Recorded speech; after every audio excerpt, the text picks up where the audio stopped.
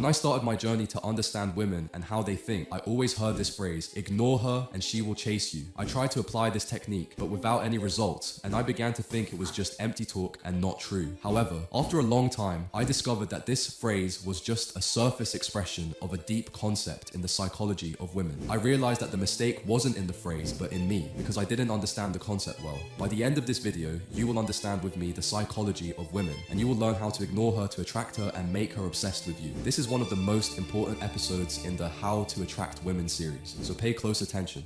There's one thing that repels all women, and yet most guys are the embodiment of this trait. What is it, you ask? Well, I'll just give it away. Here it is, neediness. And now you will tell me, but I'm not needy. Yes, my friend, you almost certainly are. You see, neediness isn't just the obvious things, such as being obsessive, going through her text, calling her 69 times a day, and getting super jealous every second she's not with you. Being needy comes through, even in the small things. It comes through in the way you talk to her, treat her, act around her, and so on. But the most clear sign of a needy man is the overall relationship dynamics.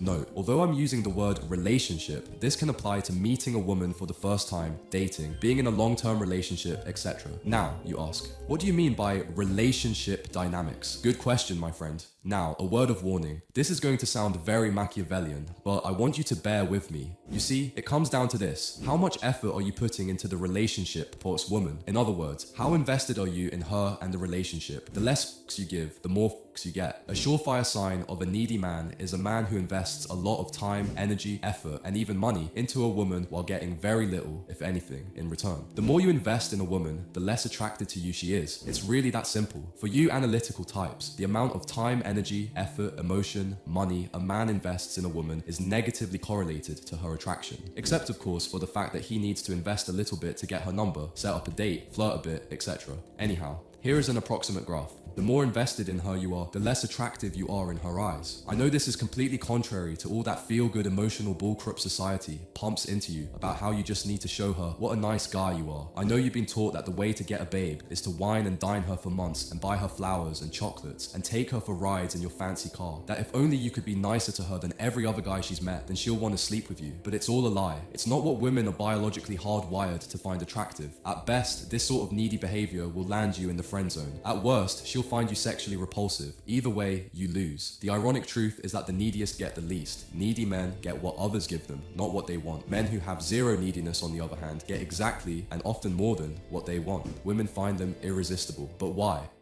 Why are women instinctively, yes, instinctively, attracted to guys who have zero neediness? Why are they instinctively attracted to men who have options? We will explore the evolutionary reasons for this. Before we move on, let's examine neediness on a deeper level. It's all about the subcommunication. Mindset is everything. It's not so much about the needy behavior itself, but about where it is that the behavior comes from. It's about what your behavior implies about you as a man, the subcommunication. For example, buying a woman you barely know a drink at a bar or bragging to her about your job is obviously coming from a place of perceived inadequacy. You feel you're not good enough for her on your own, or you feel inferior to her, or intimidated by her beauty, and so you attempt to compensate. Meanwhile, the guy who's playfully teasing a woman about something or another is, through his actions, implying the exact opposite. He has zero neediness. In fact, he might be testing her to see if she's good enough for him. He's the catch, and she's just another chick chasing after him. At least, this is his mindset. Needless to say, the second guy is going to be seen as infinitely more attractive to women than the first guy, because his behavior implies that he is higher status. So let's take a look at the different levels of neediness, or lack thereof. Level 1,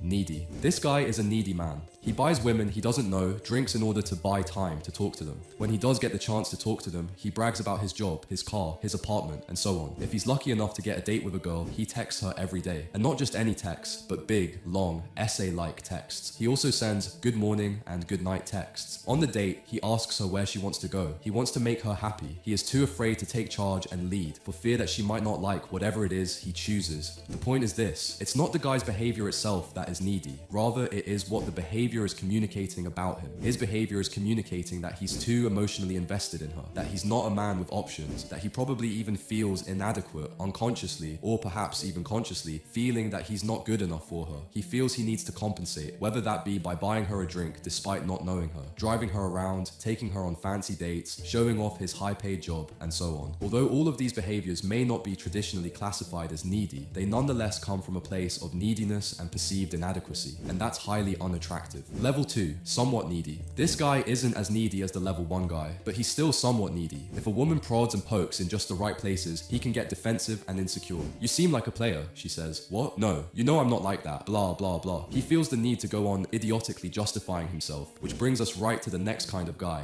Level 3, zero neediness. The type of guy that women are really attracted to are the guys that have nothing to prove. The guys that give zero f***s. If she says he looks like a player, a wicked grin possesses his face, and he tells her that it sounds like she's got an eye for talent. He has nothing to prove. He knows he's the shit, and he just bathes in his own awesomeness. If anything, this kind of guy tests women to see if they're good enough for him, and he'll playfully tease her about this. For example, nothing beats a good massage. Guy, trying to seduce me by offering free massages? So, what you need to understand now is that the word ignore is directly related to neediness. When you ignore any girl, it means you're not needy. Please focus with me. I don't want to come to you and tell you to start ignoring women and give you those common internet tips that you will like but won't change anything in you once the video ends. I want you to understand the concept. I want you to develop yourself and your mindset, because this is the right way to attract any woman you want. Your actions should come from within. And before we continue the video, don't forget to hit the like button. We want this video to reach 1,500 likes. I know you can do it. So let's continue our topic. Get it? Don't be needy. And no, neediness isn't just the obvious crazy stuff. It can come through in everything you do. It's all about what your actions sub-communicate, the meaning behind your actions, what your actions reveal about you. Being needy can be as simple as getting your feathers all ruffled up over something she says, such as the aforementioned "you seem like a player" example. It can also be simply investing too much time, effort, and emotion into her too early and/or without getting anything in return.